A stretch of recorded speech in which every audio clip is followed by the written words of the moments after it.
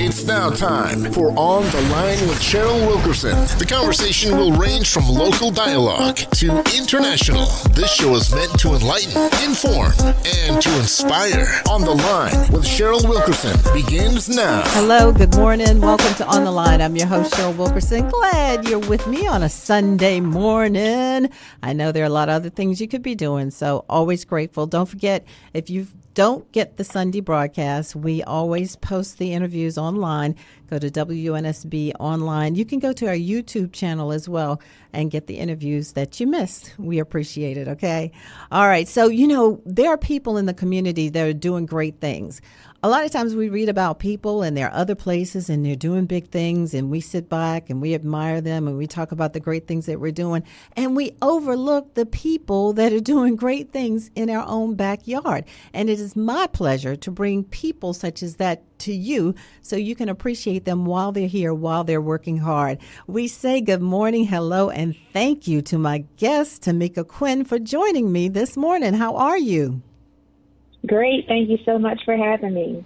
You are one of those people that you are in the community, you are moving, you are grooving, you are shaking, you are getting some things done. A lot of people know you, but I think there are more people that could know you and understand your missions and what you're doing and what gets you going.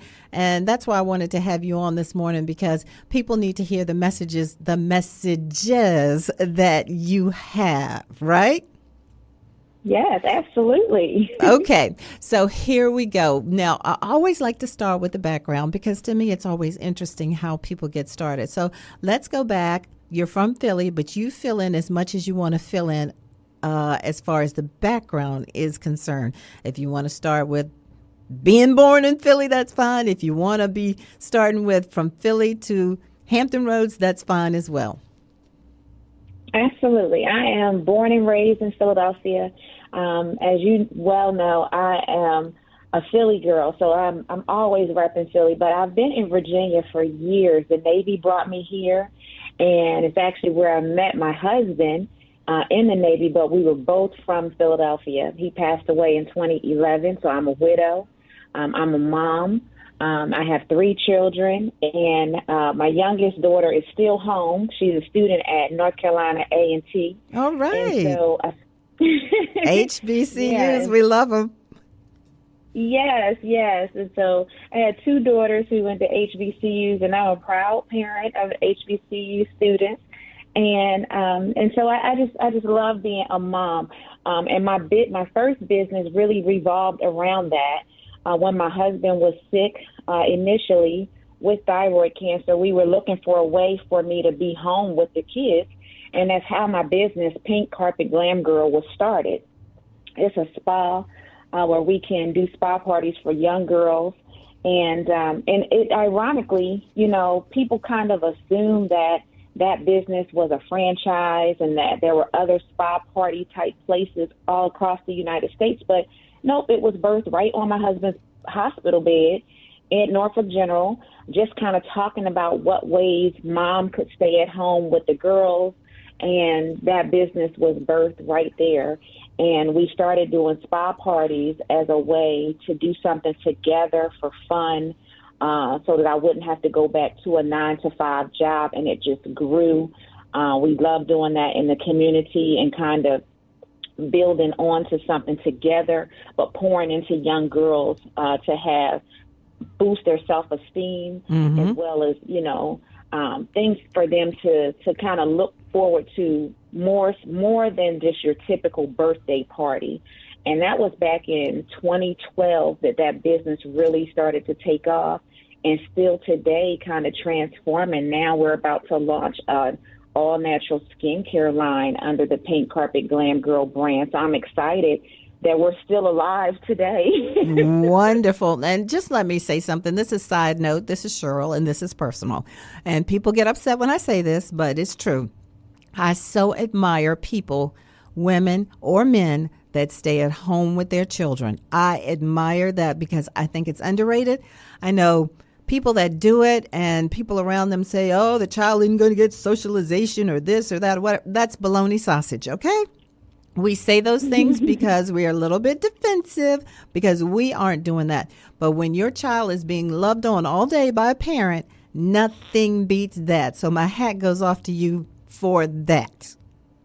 Thank you. Thank you. All right. So give me, if I were to call you up and say, hey, I want to bring my nieces to a pink carpet glam girl experience, what would that be like? What would the day be like? Well, it will be something that's different from any other spa experience, I will tell you, because the focus is not just nails and feet and, a birthday party. It is all about uplifting and encouragement and self-motivation and positivity. It's something that's different from your typical birthday party. And so it's always been the experience, and it's always been focused on motivation from within. And so if a lot of people are aware that, my oldest daughter, Kashara, had experienced being bullied in middle and elementary school for her weight. And we went through this period of her having low self-esteem and, not feeling good about herself. And we actually joined Girl Scouts, and I became a Girl Scout troop leader. All right. Because I just was that mom. Like, I want to be hands-on. I want to know everything that's going on. I want to learn everything I need to learn to make sure that my babies are whole and healed, right? And so with Pink Carpet Glam Girl, hey, what do we have to do to make sure that these kids who are coming to these parties, they come here for whatever reason for a party, but they leave here whole and healed as well. And so the activities revolve around just that. And it's not just about nail polish. We're making sugar scrubs, but we're talking about positivity. We're talking about what do you want to be when you grow up and why? Where do you see yourself after you leave from school? What does it look like for you? When you're happy, what does that look like? When you're sad, what does that look like? We talk about all types of things during that experience. And I'm telling you, most times kids don't want to leave. Right. That's right. That's an excellent experience. Wonderful. And speaking about health problems, you've experienced some health problems. Tell us about that and how you dealt with that. Sure. So I'm a 2-time stroke survivor, and I had 2 strokes at the age of 27, actually 10 days after I gave birth to my youngest daughter, Sequoia. And, sometimes we think about having a child and it's just like, an experience of just that. But having a baby is very, it's very risky. Right.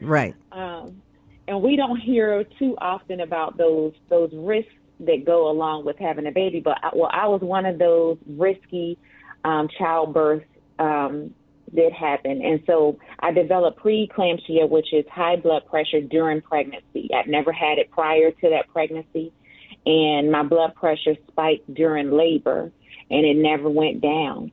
And so 10 days after delivery, I had a stroke on the right side of my brain. And 3 days later, a second stroke in the frontal lobe of my brain. The left side of my body was paralyzed, and then with the second stroke, I had memory issues. My speech was slurred. I had cognitive deficits, and so you're talking about a 27-year-old who, at that time, I owned a bakery. I had 3 kids at home, including a newborn baby, a husband, and in the prime of my life. The furthest thing from my mind was being bedbound and needing assistance. And I'm being told by doctors that this is the way I was going to be for the rest of my life, that there was nothing that could be done. And I just refused to believe that prognosis. I was a difficult patient. She said proudly.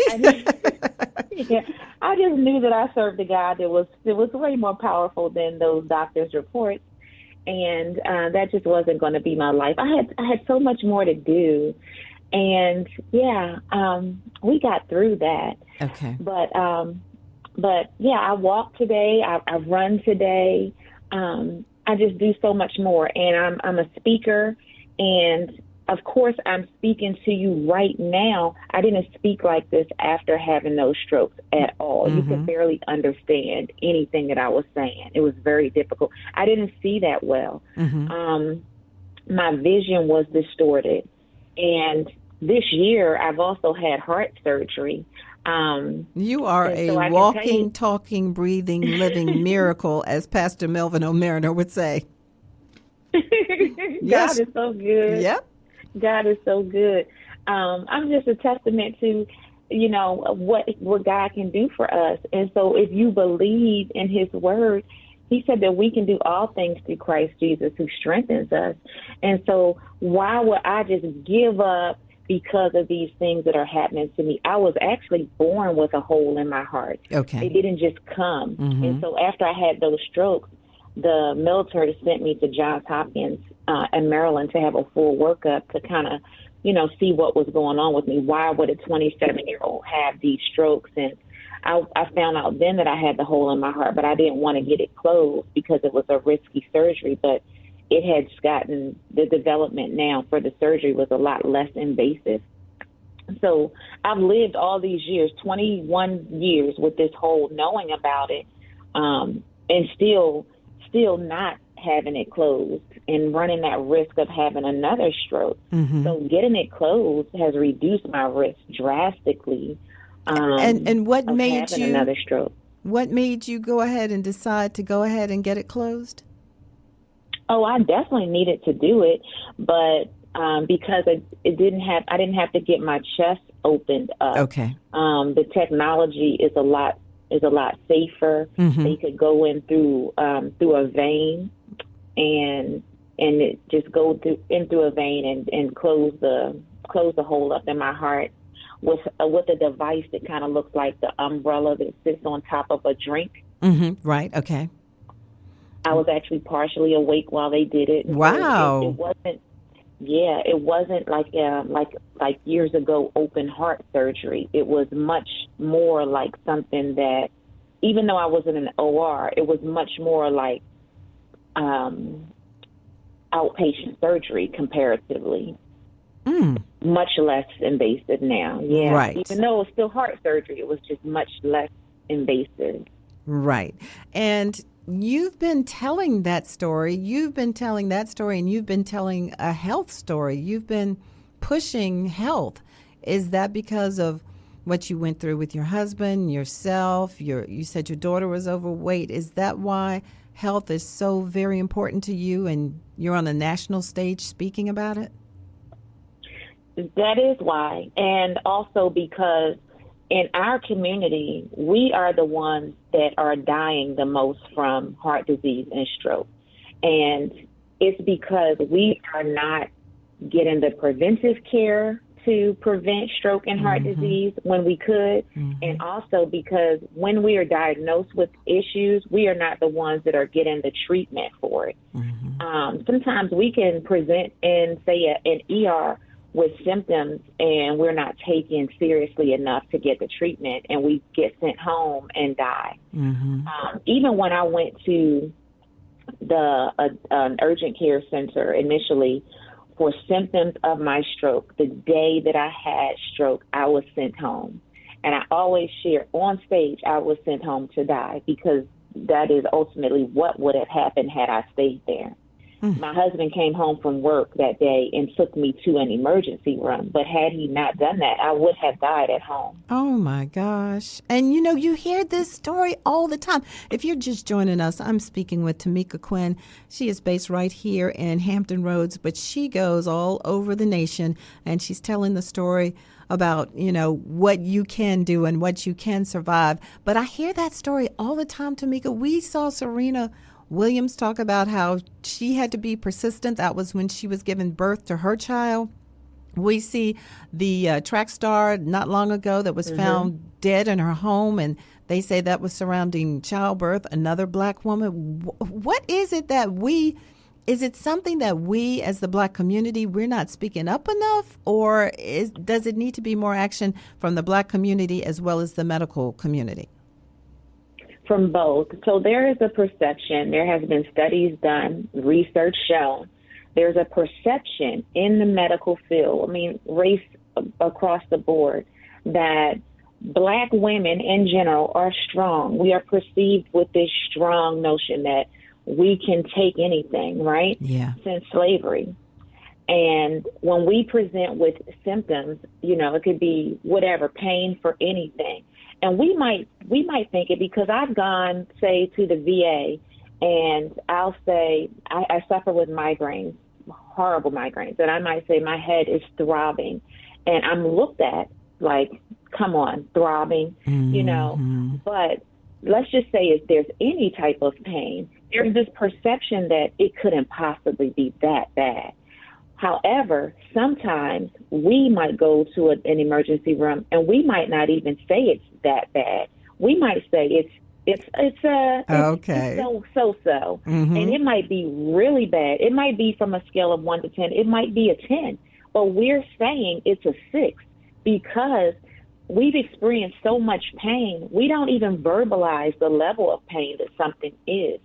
And so if we're verbalizing a 6, but it's really a 10, we may get sent home, or we may not get the MRI done or the CAT scan done because we're verbalizing it's a 6. So it's not taken as seriously. Mm-hmm. And so our communication from our community may be missed because we don't communicate the same. It's a miscommunication. And I've watched videos on this alone, just the miscommunication across the board from different ethnic groups to medical personalities. And it's sad. I hope you all are listening to the words that Tamika is putting out, because it's so true. I remember when number one grandson, I only have one, when number one grandson got sick, and he was a little boy, I want to say 9 months old, something like that, and he was sick. And we took him around to some of the area's so-called best hospitals, and the answers weren't satisfactory. And I called a Black doctor I knew at the time. She said, you keep going until you find a hospital that listens to you. And this was after I'm pretty mild-mannered, I had acted the fool in one of the hospitals. And come to find out, my grandchild had pneumonia.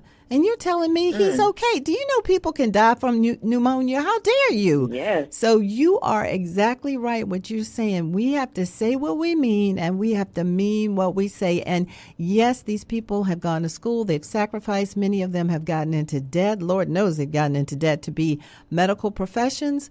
But if you don't feel like they are telling you the right thing, you have to keep going. Yeah. That's my story. That is my story. And so tell us how you ended up partnered with Essence. And so, it's amazing how these magazines or media outlets, they find you. I'm an ambassador for the American Heart Association. And so that was how Essence found me. I was actually on vacation with my family, and I remember getting a phone call, and I thought it was a prank call. And the lady said, hi, I'm so-and-so. I'm calling from Essence Magazine. And I was like, yeah, right. Yeah, right. And I almost hung up. It was so wild. I almost hung up. And she said her name. I said, who? And she said her name again. And I was like, Mom, it's Essence Magazine. And I said, really? And she said, we want to do a story on you. And I was like blown away. I had to literally walk away from my family and sit down. Mm-hmm. But they did a whole write-up, and she said, I'm going to send you some questions. And I was just so honored. It had been on my dream board for years. For years, I would cut out part of the cover of Essence Magazine and put on my dream board. And for them to call me, I was just blown away. Another thing I want to talk to you about is the fact that with your family, you value vacations. Why is that? Where does that come from? As a young child, did your family teach you that? Or is that something you just decided with your 3, but you're going to take your family on vacation? Why is that? Oh, yes, ma'am. Well, my mom actually started that, and it is a big deal in our family. My grandfather, well, I'm going to say my grandparents did, actually. My grandfather had a motorhome when we were young and a boat. Nice. Yes. So we were the black family on the block with the motorhome and the boat, and vacation was a big deal for our family. And so several times a year we would all pack up, and my grandparents had 7 kids. And so you can imagine all my aunts and uncles and my mom and us, and we were always going somewhere. And so when my mom had children, it was just that's what we did. And she would make sure that she saved to do vacations. We, as a child, I remember us going to Disney World multiple times. So by the time I was an adult, that was just ingrained in me that we are going to vacation. That is a priority. And so my children have been raised knowing that vacations are a priority. It's not even a luxury. That's just what we do. We look forward to that. This, in the same manner that we have to work, I feel like we have to vacation, because how else will you stay sane if you don't have something to look forward to relax, to decompress? And so, yes, vacations are big. My mom is a timeshare owner, so am I. We just make sure that we have vacations in our lifestyle. You think your children will continue that tradition? Oh, absolutely. Wonderful. Absolutely. My daughter, Kashara, travels now. That girl, she gets up and goes without question. No worries. She's going to go on. And that is, I think, we need to do that more as a community. I think we are doing it more. I'm a member of some travel groups, some Black travel groups that I thoroughly enjoy. But I think that's what we need to do. Even if it's like I have a nephew that is a performing artist. Last November, he was in a show in Nebraska. Tamika, I promise you, I know nobody in Nebraska. But I'm like, I'm going to Nebraska. And I just got up and went to Nebraska. And I didn't even tell him. And I just appeared at that show. Just go. Just see another part of this world, whether it's in the United States, somewhere else. Just get a different perspective. Learn something new. See something new. It's good for you. Yeah. I think more and more people need to do that. Let's talk about being a parent. How hard is that?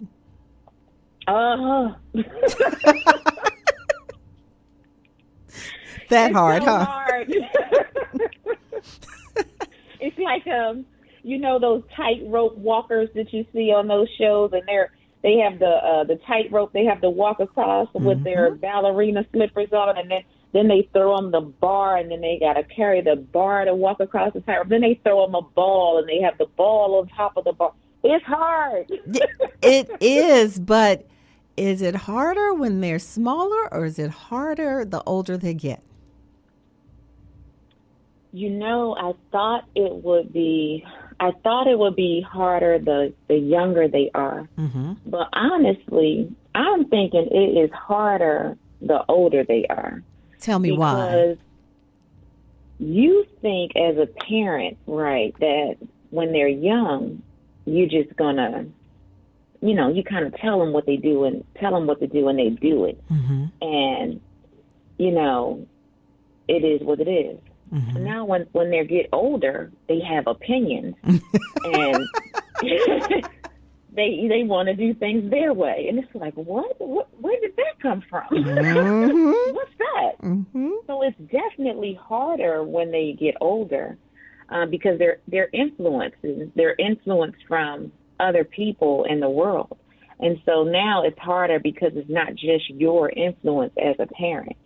But then that's where you have to trust that what you poured into them really matters, and that you've done your job as a parent to have influenced them, and that, you trust God that what they've learned from Him is going to matter as well. So, and it's also, I'm going to say it's rewarding, and it's fun watching your kids, live their life and apply the lessons that you taught them and that they've learned. It really is. It's rewarding. It's something else when you get to see the fruits of your labor applied. So. Now, earlier you talked about Pink Carpet Glam Girl, and you said something that sparked my interest, and that you're starting an all-natural skincare line. Where did that come from, that idea come from? So we've had products for some time that we've used in the spa, sugar scrubs that the kids make for their hands, but it had not been my own products. Mm-hmm. Okay. These were products that I've imported, right? And so, you know, when you're importing products, you really don't know what's in those products. Mm-hmm. And so these are going to be products that I'm making myself. So they're handmade. They're all natural. Already have started. So excited. And I've been taking classes for the last 2 months. So it's a process. Right. That's what I've heard. Mm-hmm.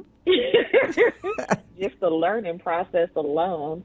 But it's exciting. And even being in class with these other women that I'm in class with, learning about making these products has been fun. But I'm glad to glad to be doing this, because now I can say for sure that these products that the kids will be using are all natural. Mm-hmm. I know what's in them, and they're safe. Yeah, that's number one, I would guess. Yeah, they're safe. Yeah. That's wonderful. Do you have a name for the products? Well, they're still going to be the Pink Carpet Glam Girl line, but it's just going to be a skincare line. I do have some of the fragrances. They're going to just be names of the fragrances, and they're going to be the cotton candy. I have my notes here. Got cute names for them. Yes, bubblegum, Fruit Loop, and pink lemonade. Wonderful, wonderful. Yeah. We are almost at the end of this 30 minutes. I can't believe how quickly it goes by, but we do have a couple of more minutes. So I want you to tell everybody, Tamika Quinn, how they can contact you. They might want you as a speaker at their church or their workplace or whatever. They might want to contact you about Pink Carpet Glam Girl. They just might want to talk to you about some of the experiences that you talked about today. So what are those social media handles, and how can people best contact you? Sure. My Instagram is Pink Carpet Glam Girl, and also my personal Instagram is author Tamika Quinn. My Facebook is also author Tamika Quinn. I think it would be a great idea right before school starts that people take these young ladies out and treat them to a Pink Carpet Glam Girl Day before they go back to school, and, you know, take that opportunity, like you said, to pour into them specifically about having a great school year and what they can do and what they can accomplish. And it just sounds like a positive way to start the school year. That sounds like an awesome idea. Let's do it, you all. Give her a call. Tamika, I don't know how I can thank you for being my guest today. It was a great show. You had great information. And like I said, you're right here in Hampton Roads. I mean, you're known all over. Go, you know, East Coast, West Coast, and all of that. But we're just thankful that you're here in our backyard and we can readily get to you. So thank you so much for all that you do. Thank you, because you don't have to, but you do it. So thank you. Thank you. Thank you for having me. No problem. I want to thank you all for listening on this Sunday morning. Next week, another great guest. I'm Cheryl Wilkerson. You've got to keep it right here at Hot 91, the soul of VA, and always, always behold the great.